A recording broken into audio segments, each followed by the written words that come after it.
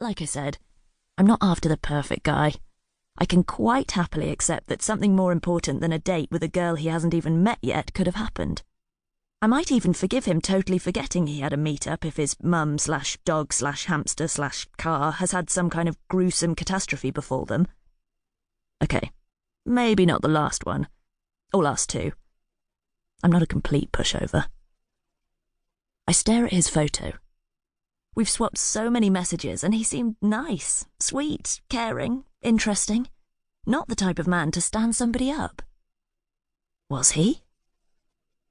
Who'd have thought you could actually find your soulmate, or at least a great date, hidden amongst all the swipe-left losers on Tinder? I did. I am telling you, the flick left forefinger on my right hand had been developing a nervous twitch until 2 weeks ago, when it kind of froze mid-air and I had to work out how to swipe right. It doesn't come naturally. Swiping right or thinking somebody might just be the one. He zoomed straight onto my possible list. Well, he was the list. He is, gorgeous. Totally. Gorgeous Gabe. And when we swapped messages, he seemed as nice on the inside as the outside. Kind, thoughtful, funny, self-deprecating. Definitely a possibility. The perfect guy to help ease me back into the dating game. Okay, let's be honest here. He was the only guy after several weeks of swiping who seemed remotely normal. Wow. Who knew so many people existed who wanted to thrust their appendages into a woman they don't know? In fact, I had no idea some of the things I was messaged about were legal, or even possible in one case, until I entered the murky world of internet dating. So, why am I here? Why did I sign up on dating apps, which we all know is more likely to be a route to total self-esteem crash than total satisfaction?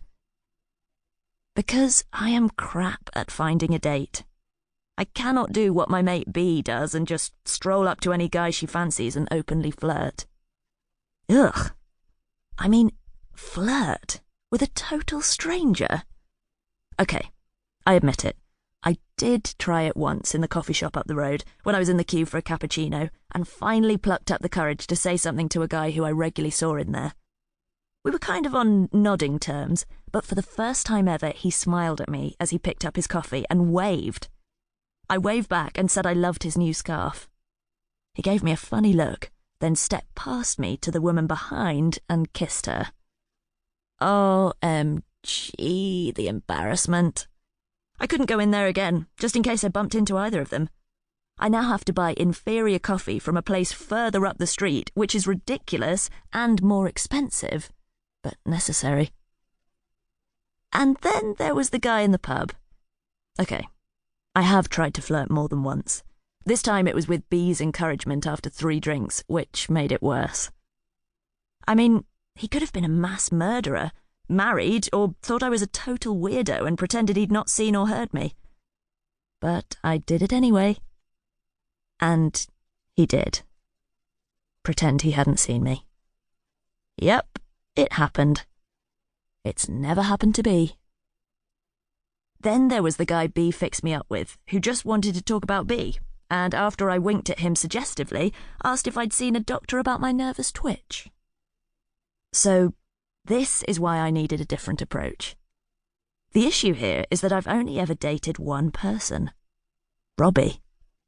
We kissed for the first time when we were 15, started seeing each other seriously, in a groping and proper snogging kind of way, when we were 16, had sex at 17, shared a holiday at 18, and it all developed from there. Until he left the country at 30 to find himself, and never came back. 30? I ask you, which bits haven't you discovered by the time you're 30?